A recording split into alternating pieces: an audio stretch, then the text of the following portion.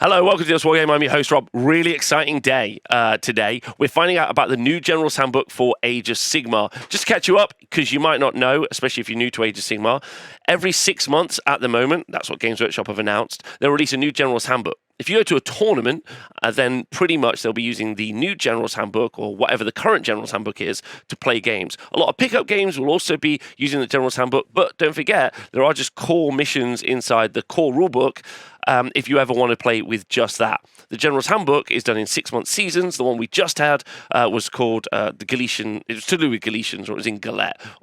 That's where it was. And it had some key features. Specifically, it had bounty hunters, and it had expert conquerors. Expert conquerors meant every model in the unit counted as 3 for holding an objective. When you took them in a battalion, you also got bounty hunters who got +1 damage against them.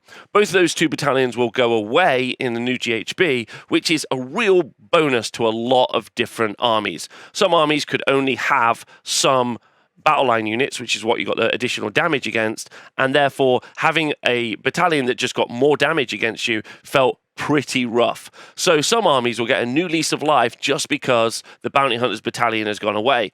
There's also a couple of other bits that were quite nice, specifically fighting in 2 ranks if you were Galician veterans, which was battle line units that weren't mounted. So there were some positives and there were some negatives in it. There was also like 12 missions, there was also grand strategies and battle tactics. The new GHB, which we're pretty certain is going to come out mid-January, has just had a bunch of new rules showcased, so I'm going to be going through them now and I'm going to be talking about them. I'm with the Twitch chat live on Twitch, and if you ever want to join me Monday through to Friday, you can. Okay, let's have a look at the rules, shall we? General's Handbook will shake up the landscape in match play, according to the article, as Galician champions are taking charge on the front lines. So previously, it was Galician veterans, and now it's Galician champions. This new keyword applies to all unmounted heroes with a wounds characteristic of less than 10, including the likes of Swift High Gladiatrixes and Loon Bosses, etc. Okay, and there is a little note down at the bottom which also says that aren't unique. So unique are named characters. People like Gotrek, for example, are a unique character. Eternus, out of the new Slave to Darkness, is a unique character, and also Cavalry. So all of those would mean that they don't get to be Galician champions. So it will be just foot characters. Now, handily for Games Workshop, they, over the past year or so, or maybe 18 months, have been releasing what we call FOMO boxes, where they've put a single character or single hero in each one of those boxes, which is really great for them, because then they might be usable in this.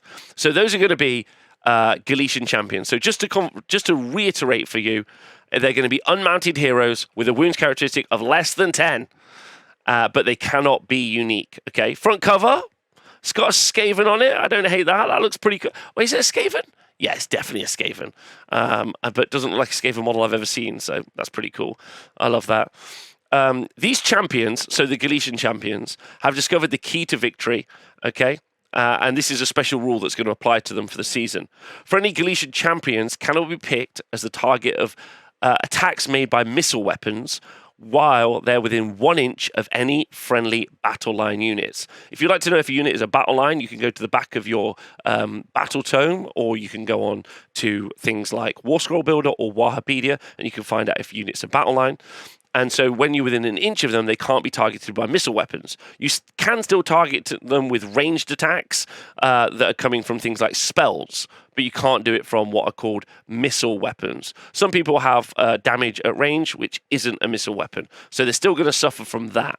So interestingly, and if we go back up very quickly to this video, there's a video between these 2 people here, but they don't, the only thing they talk about is that there's going to be a battalion. So a battalion is a way of building an Age of Sigmar army. You can take multiple battalions, although you can't take normally these special unique battalions like the sharpshooter one, which I'm about to talk about. You can't normally take multiples of them. So you can take something called a battle regiment, which allows you to put lots of units in it and be what we call a 1-drop, but you can't normally take 2, like, currently bounty hunter battalions. And I assume that's also going to apply for this. So they start talking about sharpshooter battalions, and the fact that those sharpshooter battalions and units inside of the sharpshooter battalion will be able to target characters and ignore the key to victory. We don't know if they have to be battle line units or if like any unit can be in a sharpshooter battalion. And we don't know how many how many units can be in a sharpshooter battalion. This is kind of one of those interesting things where right now in Age of Sigmar, I can already lose my 5 wound characters to shooting anyway. So I don't know how much this is going to come into my thinking right now. Because if you take a battalion to do something you can already do right now, then do I care? Because I already know you can do that thing that I do now. The Sharpshooter Battalion definitely has some like big winners. Things like Sentinels feel like a very easy win. Maybe something that can do a lot of shots like Reavers or Blissbarb Archers where they can just do lots of shooting. If Skyfires can go in there, then maybe Skyfires because they obviously ignore negative modifiers to any of their shooting. Feels like a real positive for them. But right now, we don't know what that is. So we just go off what we do know, but it's so fun to speculate. So if you've got any thoughts, leave them in the comments or tell me in the Twitch chat because I love hearing that. Anyway, so that's the Galician champions. Galician champions are can't be targeted if they're within an inch of battle line units by missile weapons. Now, they did say later on, and I know I'm jumping around a little bit, but this is quite important, that some of the battle plans and some of the battle tactics and grand strategies will rely on your Galician champions to do things to score you victory points. This is going to be really interesting because if it becomes pivotal for your Galician champions to score you victory points, either through battle tactics or from holding objectives, then this means that the Sharpshooter Battalion will go up in value. If it's not that big a deal and you don't really need them, then it probably won't be as big a deal and you'll still continue to see those one-drop battalions. Okay. Now, what happens with these Galician champions? Well, they've got this new mechanic called Desperate Action. If you're taking the second turn in the current battle round, so when 2 players play, you roll off a priority. Whoever wins a priority gets to choose who goes first and second in that battle round. Who goes second in the battle round will now get to do 2 heroic actions, 2 different heroic actions, which is actually pretty wild. There are some heroic actions for this GHB as well, but I'm already thinking about some really clever stuff you can do. Really conscious right now of the Stonehorn heroic action, where you're going to be able to charge in and fly around, which is pretty devastating, especially with the finest hour. Sorry, no, that's a monster action, but like, you know what I mean. You can do a bunch of fun stuff, which is going to be really fun. Is this for all rounds in the game? It's for all rounds in the game, but you would every turn someone would go second. And then that's what would happen. Someone would go second, and then they would be able to do Desperate Action, which is pretty fun. Okay? So, next up, fittingly, there are 2 new heroic actions to choose from this season. Strike at the opening, and also Lead by Example. Right. Strike at the opening is the interesting one.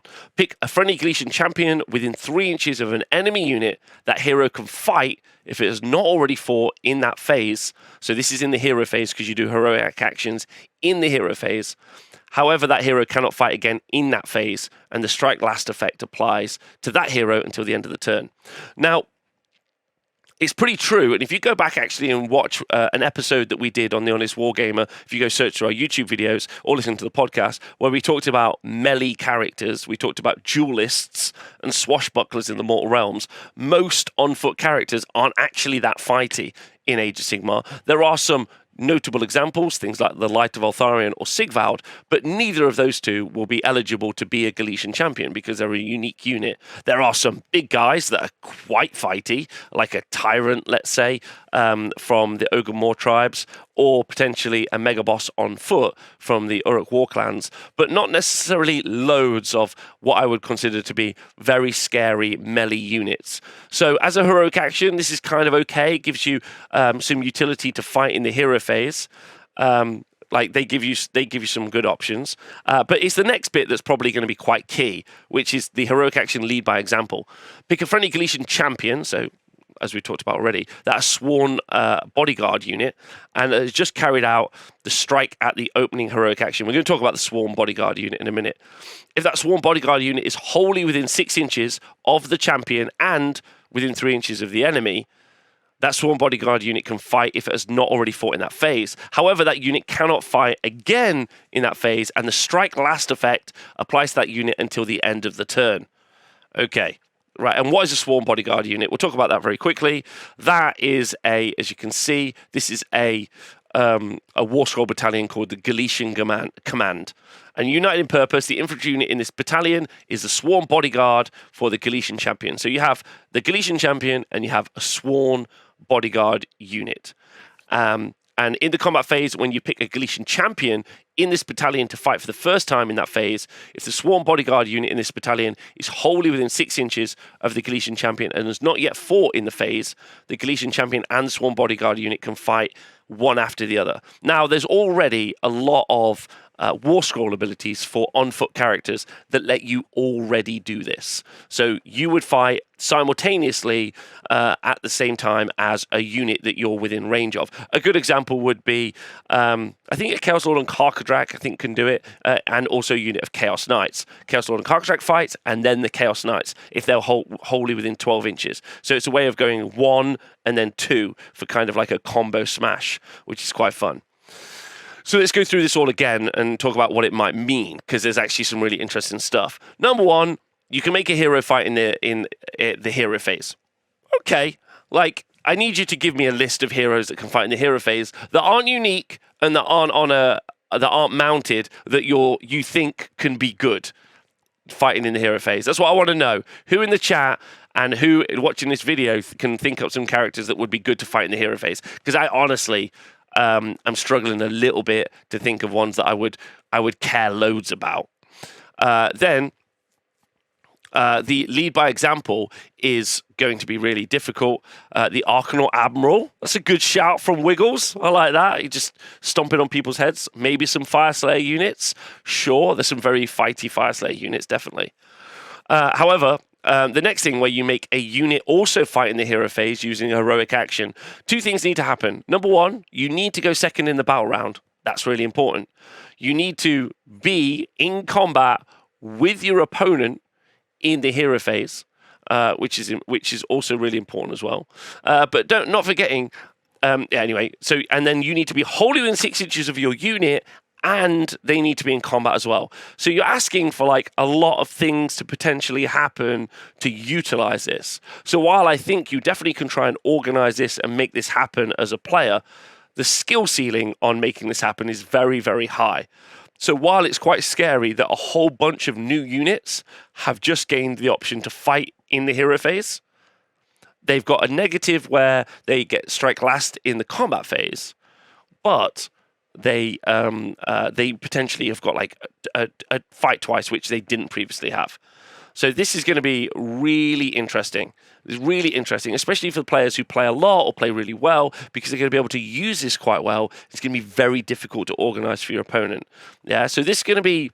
I'm really excited about this. I really want to see this on the tabletop. I really want to see someone organizing this. I can think of some units that really want to fight a load of times, like something like really offensive, like Chosen or Witch Elves, or Combat Snakes are a good example of some fighty units that we see in the Mortal Realms. I like the idea of Wardens from Lumineth Realm Lords, but I don't know what hero they would have nearby that's also going to fight. That's going to be the interesting bit. So yeah, I think, and there's going to be some really interesting combinations on how all of this works as well. So heroic actions also are also at the start of the hero phase. So that's also important, because you're not necessarily going to get to do loads of other things before you get to do these heroic actions. Okay, I love this. This is really fun. Now, there is unfortunately some sad news when it comes to this, but we'll read through the article and discuss it. The Galician Command thing, we might see quite a bit. Maybe fighting at the same time as a unit would be really good, especially, maybe. We'll maybe see the Galician Command. We'll see. These new options unlock fresh tactics and opportunities for devious generals, but they're just the start. The Generals Handbook also includes a realm spell for punishing units camping out on objectives. We don't know what that looks like yet, so that's interesting. A new command ability to trade piling in for extra attacks. Now that's huge. If that's just a straight command ability that's don't pile in and get +1 attacks to a unit within X, that's going to be crazy, because quite often you get bogged down in combat. Just unit 1 versus unit 2 just end up next to each other, and then if you can make that unit have extra attacks because you're already not piling in, that's going to be wild, especially for units that have not many attacks but have really great output with those attacks. Things like Iron Guts is a good example. Wardens are a good example as well from Lumineth Realm Lords. So that's pretty good. Just going to say that. A new command trade pile in, and a stockpile of artifacts and unique aspect of the champion enhancements reserved for Galician champions. So there's going to be some new artifacts which only are going to be usable by Galician champions. So you're going to probably be actively encouraged to try to take Galician champions. They'll give you powerful artifacts, powerful command traits for your little on-foot characters. Personally, on-foot characters have had a really tough time in Age of Sigmar for a good while. They're normally either a buff piece or they just don't exist. That's their role. That you've rarely taken, a duelist style character. So it'd be interesting to see people try and make that happen. Now, on to the sad news. Is Grand Strategies, Battle Tactics, and Battle Plans have also received updates. Half of each roster are returning favourites from Season 1, while other half are new arrivals, with their focus firmly on Galician champions. Be sure to muster your heroes. Now, the bit that's, I think, unfortunately sad about this is this book it costs somewhere between £25 and £30 is what the book costs. And to know that we're only getting half updates on battle plans, half updates on battle tactics, half updates on grand strategies does seem like pretty weak source for what should be a huge update. Now, that's the only negative I've got, because apart from that, I'm actually really excited. I like the game changing up. I'm someone who gets to either play a lot or I get to see games be played a lot, one of the two. And so for me, I'm really excited about rules changes. However, I do recognize that some people don't get to play as much as other people, and 6-month changes can feel very fast and very quick. I guess in that situation, having half of the things stay the same will probably feel quite nice, because you'll be like, oh, actually, I kind of half know what this is already. So maybe over the course of the year, I don't really know what the answer is, because different people have different journeys in life. So I'd like to know what you all think in the chat. And I'd like to know what you think in the video comments below. Either way, I'm excited. I love playing Age of Sigmar. I love the game. I especially love tournament gaming, and I love to see new lists, that stuff that really excites me. I love seeing crazy combos. I'm super glad Bounty Hunters has gone, as is Swaggy in the chat. There's some really great stuff. So overall, I'm excited, and I would like to know what you think, and that's everything. So let me know what you think, and I'll talk to you soon. Thanks for tuning in to honest-wargamer.